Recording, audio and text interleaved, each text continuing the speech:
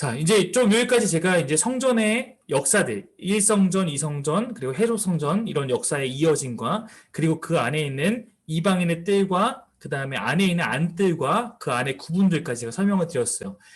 이제는 이제 건물 성전의 시대가 지나서 우리 그리스도인들에게 성전이라는 것이 어떻게 그렇게 되는지 그 부분에 대해서 조금 한번 더 설명해 보겠습니다.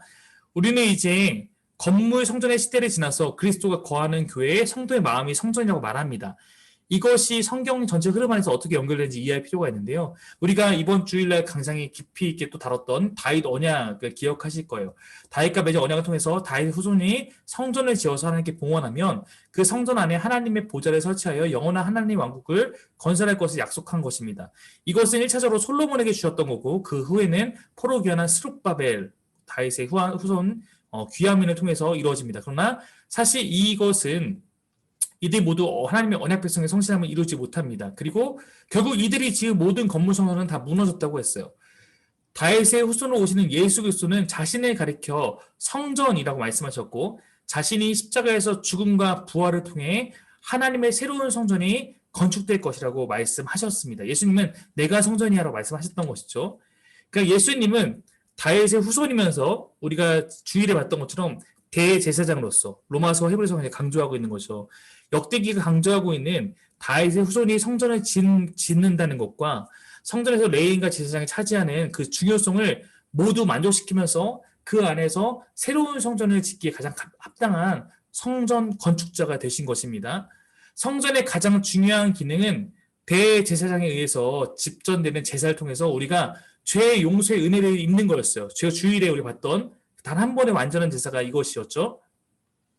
예수님은 대제사장으로서 그리고 자신의 몸을 제물로 바쳐서 성전의 이 속죄의 기능을 완수하십니다. 정리해보면 즉 건물 성전이란 것은 사실은 진정한 성전인 예수님의 모형이고 우리가 진정한 하나님 나라가 오기 전에 그것에 대한 모형으로서 먼저 에덴이라는 곳이 있었고 그 다음에 이스라엘이라는 나라가 있었고 가나안 땅이 있었던 것처럼 이런 것처럼 이 진정한 성전이 사실 예수님인데 이것에 대한 모형으로서 우리에게 성막이 있었고 제1성전이 있었고 제2성전이 있었던 것이죠. 그러니까 진짜가 왔으니까 모형의 역할은 끝난 것입니다. 예수님이 이제 교회의 머리이시며 교회는 그분의 몸으로서 우리가 부름을 받았습니다. 예수님이 자신이 곧 성전이라고 말씀하셨으므로 교회가 이제 성전의 역할과 성전의 사명을 이어받은 것입니다. 예수님께서 성령을 파송하셔서 교회, 즉 신자들 안에 임재하시고 거하시기 때문에 이제 교회가 성전이 된 것이죠. 여러분이 제가 성전이 된 것이다. 이것이 성경이 총체적으로 말해주고 있는 그런 성전에 대한 이야기가 될 것입니다.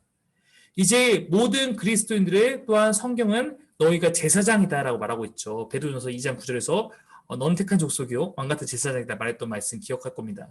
신자들의 몸을 거룩한 산 제물로 바치라 라고 명령하십니다. 우리 대제사장인 예수님께서 자신의 몸을 바쳤던 것처럼 너희 제사장들도 너희 몸을 거룩한 산 제사로 드리라. 로마서 12장 말씀인데 우리 김민정 이사님 한번 이 말씀을 읽으시면 감사하겠습니다. 그러므로 형제들아 내가 하나님의 모든 자비하심으로 너희를 권하노니 너희 몸을 하나님이 기뻐하시는 거룩한 산 제사로 드리라. 이는 너희의 드릴 영적 예배니라. 네, 정리하면 예수님께서 대제사장이 되셨고 네, 우리 교회라고 불리는 우리 모든 신자들은 제사장입니다.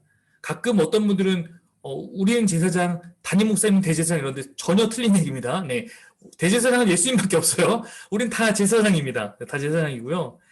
머리이신 예수님과 마찬가지로 우리 몸인 신자들 역시 거룩한 제사장의 사명을 갖고 있는 사람들이 된 거로서 우리의 몸을 산 제물로 바침으로써 우리가 성전된 그 기능을 예수님에 따라서 수행하는 것입니다. 예수님은 산 제물로 바치고 나는 안 바치고 이게 아니라 우리는 예수님처럼 살아가는 존재이기 때문에 우리의 몸을 거룩한 산 제사로 바치라는 얘기는 이래서 나오게 되는 거예요.